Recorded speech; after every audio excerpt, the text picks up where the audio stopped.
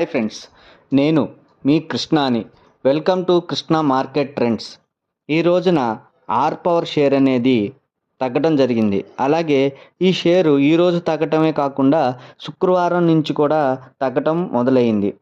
తర్వాత ఈ షేర్తో పాటు సుజలాన్ అనేది మనం ఇక్కడ బై చేయొచ్చా బై చేయకూడదా అనేది చెప్తాను.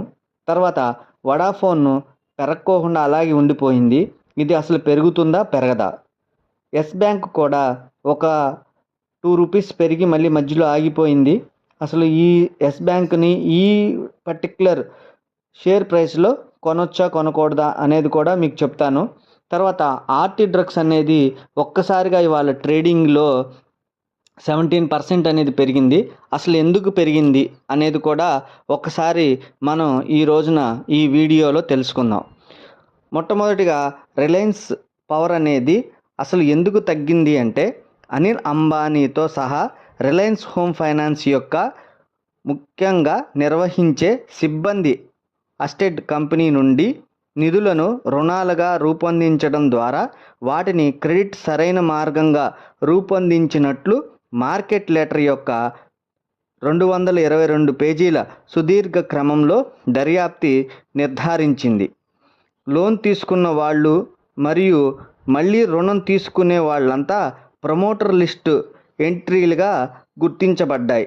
దానితో అనిల్ అంబానీకి సెబీ షాక్ ఇచ్చింది. దీంతో అంబానీ గ్రూప్ స్టాక్స్ శుక్రవారం, సోమవారం భారీగా పడిపోయినాయి. ఈ కంపెనీ నుండి నిధులను దుర్వినియోగానికి పాల్పడినందుకు అనిల్ అంబానీకి సెబీ వాళ్ళు 5 ఏళ్ల నిషేధంతో పాటు ఒక 25 కోట్లకు ఆర్థిక జరిమానా కూడా ఇవ్వడం జరిగింది. దీంతో పాటు ఈ రిలయన్స్ హోమ్ ఫైనాన్స్ మాజీ కీలక అధికారులతో పాటు మరో 20 మందిని సెక్యూరిటీస్ మార్కెట్లో నుండి పాల్గొనకుండా వీళ్ళ మీద చర్యలు తీసుకోవటం జరిగింది. అందువలన రిలయన్స్ పవర్ అనేది శుక్రవారం నాడు తర్వాత సోమవారం నాడు ఈ షేర్లు అనేది పడిపోవటం జరిగింది. తర్వాత ఆర్టీ డ్రగ్స్ అనేది ఒక్కసారిగా ఈరోజు మార్కెట్లో 17% అనేది పెరిగింది. ఎందుకు పెరిగింది అంటే ఆర్టీ డ్రగ్స్ బోర్డు వాళ్ళు 60 కోట్లకు బైబ్యాక్ అనౌన్స్మెంట్ చేశారు. అది కూడా 900 ప్రైస్ మీద బైబ్యాక్ అనేది అనౌన్స్మెంట్ చేశారు. సో మామూలుగా ప్రజెంట్గా ఈ రోజున మార్కెట్లో ఆర్టీ డ్రగ్స్ షేరు ₹570 ఉంది.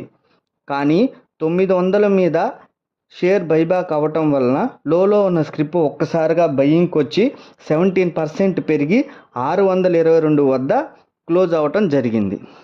తర్వాత సుజలాన్, ఈరోజు సుజలాన్ షేరు 2.5% డౌన్ అయ్యింది. ₹2 తగ్గింది. 76.9 వద్ద క్లోజ్ అయ్యింది. సుజలాన్ సేల్స్ మరియు ప్రాఫిట్స్ అనేవి బాగున్నాయి. ఇప్పుడు షేర్ అనేది కన్సాలిడేట్ అవుతూ ఉంది. అంటే ఏంటంటే షేర్ అనేది ఒక్కసారిగా ప్రాఫిట్స్ అనేది రావటం వలన ఒక్కసారిగా షేర్ అనేది పెరిగింది. సో దాంట్లో తక్కువలో కొన్న వాళ్ళు సెల్ చేయటం కానీ లేదంటే ప్రాఫిట్ ఇంకా చాలు అనుకున్న వాళ్ళు సెల్లింగ్ చేయటం అనేది జరగటం వలన కొంచెం ఇప్పుడు షేర్ అనేది కన్సాలిడేట్ మోడ్లో ఉంది. ఎవరైనా లాంగ్ టర్మ్ అనేది ఉంచుకోవాలి అనుకునే వాళ్ళు ప్రతి డౌన్ అయినప్పుడల్లా షేర్ డౌన్ అయినప్పుడల్లా బై అండ్ డిప్స్లో బై చేసుకునవచ్చు. తర్వాత వడాఫోన్ ఐడియా, ఈ వడాఫోన్ ఐడియా షేర్ ఈ రోజున 0.4% తగ్గింది. 15.76 పైసా వద్ద క్లోజ్ అయింది.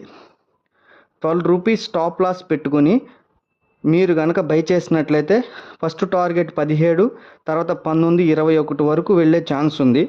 ఇది కొంచెం సేల్స్ బాగుండపోయినప్పటికీ ప్రాఫిట్స్ అయితే బాగానే ఉంది. ఇది కొంచెం స్పెక్యులేటివ్ కౌంటర్గా మీరు దీన్ని బై చేసుకుని మీరు ప్రాఫిట్స్ అనేది తీసుకోవచ్చు. తర్వాత ఎస్ బ్యాంకు ఈ రోజున 1% డౌన్ అయింది. 24.17 వద్ద క్లోజ్ అయింది. ఈ ఎస్ బ్యాంక్ యొక్క పీర్ కంపారిజన్ కనుక చూసినట్టయితే సేల్స్ అండ్ ప్రాఫిట్స్ అనేవి బాగా అప్లో ఉన్నాయి. మీరు ఈ షేర్ని 21 స్టాప్ లాస్గా పెట్టుకుంటే 26 ఫస్ట్ టార్గెట్, అనదర్ టార్గెట్ 28-30లోకి వెళ్ళే ఛాన్స్ ఉంది. ఇది మీరు బై అండ్ డిప్స్లో పెట్టుకుని ఈ ఎస్ బ్యాంక్ అనేది మీరు బై చేసుకోవచ్చు. ప్రస్తుతానికైతే ఇది స్పెక్యులేటివ్ మోడ్లో బాగా జరుగుతుంది. సో మీరు దీన్ని పూర్తిగా షేర్ ప్రైస్ని గమనించి మీ యొక్క అనుకూలాన్ని బట్టి మీరు దీన్ని టార్గెట్స్ ప్రైస్లో మీరు బై చేసుకోవచ్చు. మీకు నెక్స్ట్ వీడియోలో ఇంతకన్నా ఇంకా మంచి స్టాక్స్ గురించి మీకు అనలైజ్ చేసి చెప్తాను. మీకు ఏదైనా స్టాక్ గురించి తెలుసుకోవాలని అనుకుంటే కనుక కామెంట్ బాక్స్లో కామెంట్ చేయండి. Thank you very much.